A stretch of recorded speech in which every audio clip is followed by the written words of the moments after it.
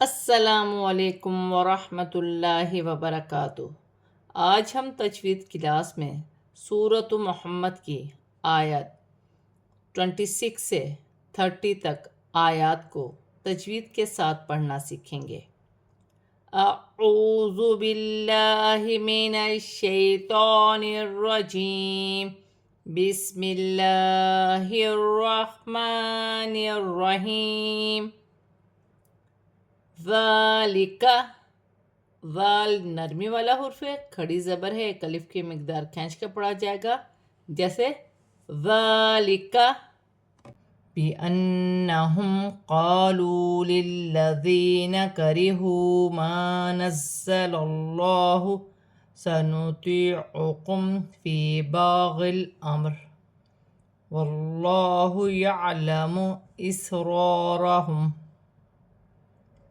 نون مشدد میں غنہ ہوگا اور اپنے سے پہلے حرف کی حرکت کے ساتھ ملا کر پڑھا جائے گا۔ یہاں الف مدہ بن رہا ہے، واو مدہ بن رہا ہے، ایک ایک الف کی مقدار کھینچ کر پڑھا جائے گا۔ لام کو اپنے سے پہلے حرف کی حرکت کے ساتھ ملا کر پڑھا جائے گا۔ یا ساکن سے پہلے زیر یا مدہ بن رہی ہے، ایک الف کی مقدار کھینچ کر پڑھا جائے گا۔ واو ساکن سے پہلے پیش واو مدہ بن رہی ہے، ایک الف کی مقدار کھینچ کر پڑھا جائے گا۔ یہاں الف مدہ ہے، زا سیٹی والے حرف میں سے ہے، جماؤں کے ساتھ ادا کیا جائے گا، مشدد ہے۔ اللہ کی لام سے پہلے زبر آ رہی ہے، اللہ کی لام موٹی پڑی جائے گی۔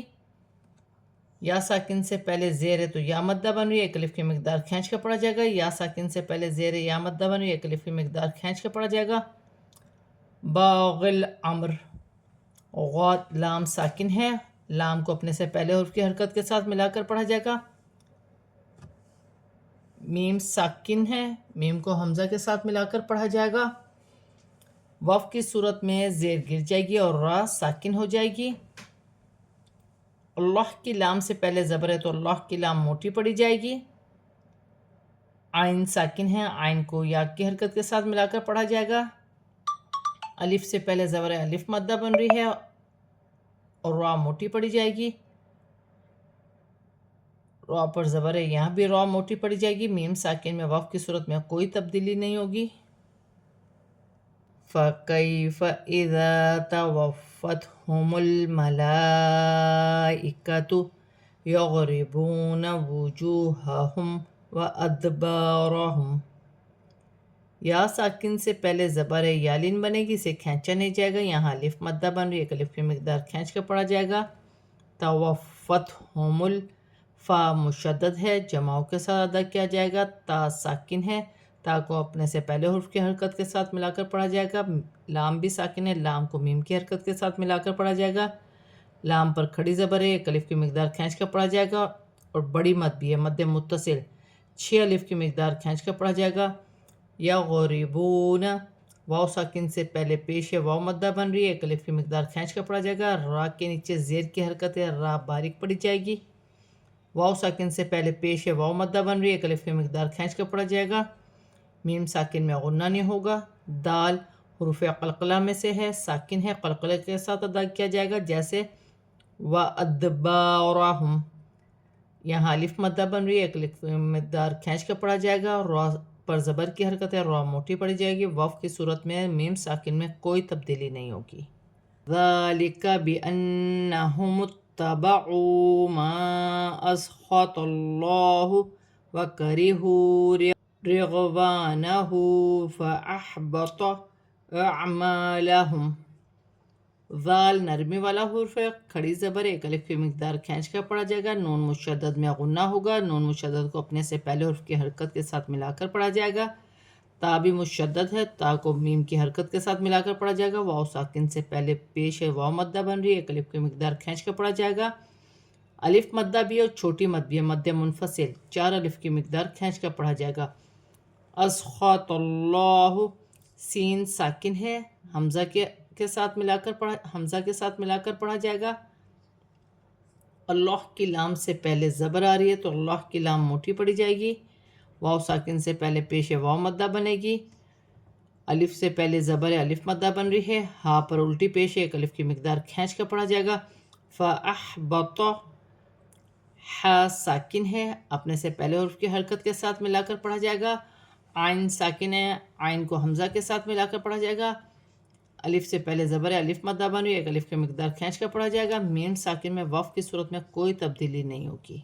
ام حسب الذین فی قلوبہم مرض ان لن یخرج میم ساکن ہے، میم کو حمزہ کے ساتھ ملا کر پڑھا جائے گا، لام مشدد ہے، مشدد حرف 2 مرتبہ پڑھ جائے گا، ایک اپنے سے پہلے حرف کی حرکت کے ساتھ ملا کر، ایک اپنی حرکت کے ساتھ ملا کر، یا ساکن سے پہلے زیر یا مدہ بن رہی ہے، یا ساکن سے پہلے زیر یا مدہ بن رہی ہے، ایک ایک الف کی مقدار کھینچ کر پڑھا جائے گا، واو ساکن سے پہلے پیش واو مدہ بن رہی ہے، اسے بھی ایک الف کی مقدار کھینچ کر پڑھا جائے گا، میم ساکن کے بعد میم مشدد آ رہی ہے، غام مال غنہ کا قاعدہ ہے، ملا کر بھی پڑھا جائے گا، غنہ کیا جائے گا،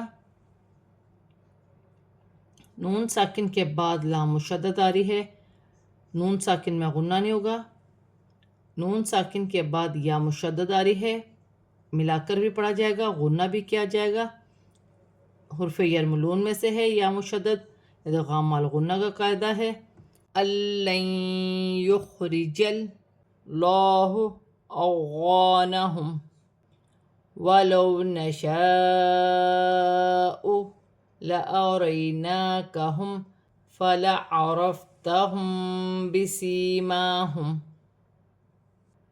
وَلَتَعْرِفَنَّهُمْ فِي لَحْنِ الْقَوْلِ وَاللَّهُ يَعْلَمُ أَعْمَالَكُمْ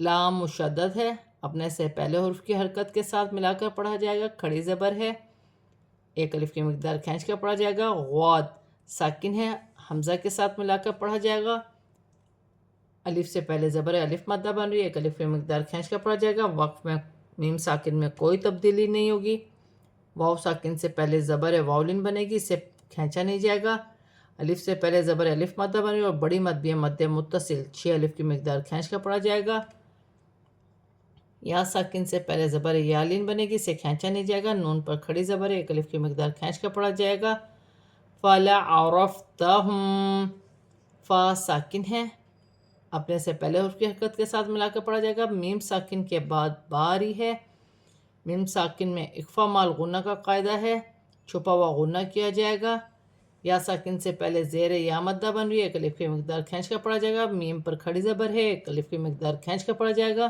وقف کی صورت میں میم ساکن میں کوئی تبدیلی نہیں ہوگی، عین ساکن ہے، تا کی حرکت کے ساتھ ملا کر پڑھا جائے گا، نون مشدد میں غنہ ہوگا، میم ساکن میں غنہ نہیں ہوگا، یا ساکن سے پہلے زیر یا مدہ بن رہی ہے، ایک الف کی مقدار کھینچ کر پڑھا جائے گا، لحن القول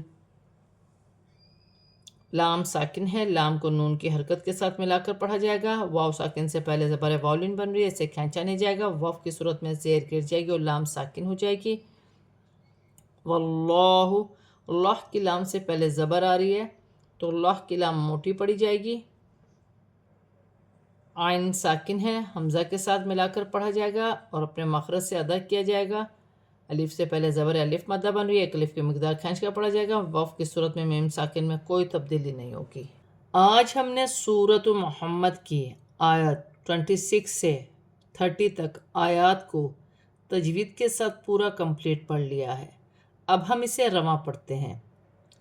ذَلِكَ بِأَنَّهُمْ قَالُوا لِلَّذِينَ كَرِهُوا مَا نَزَّلَ اللَّهُ سَنُطِيعُكُمْ فِي بَعْضِ الْأَمْرِ وَاللَّهُ يَعْلَمُ إِسْرَارَهُمْ فَكَيْفَ إِذَا تَوَفَّتْهُمُ الْمَلَائِكَةُ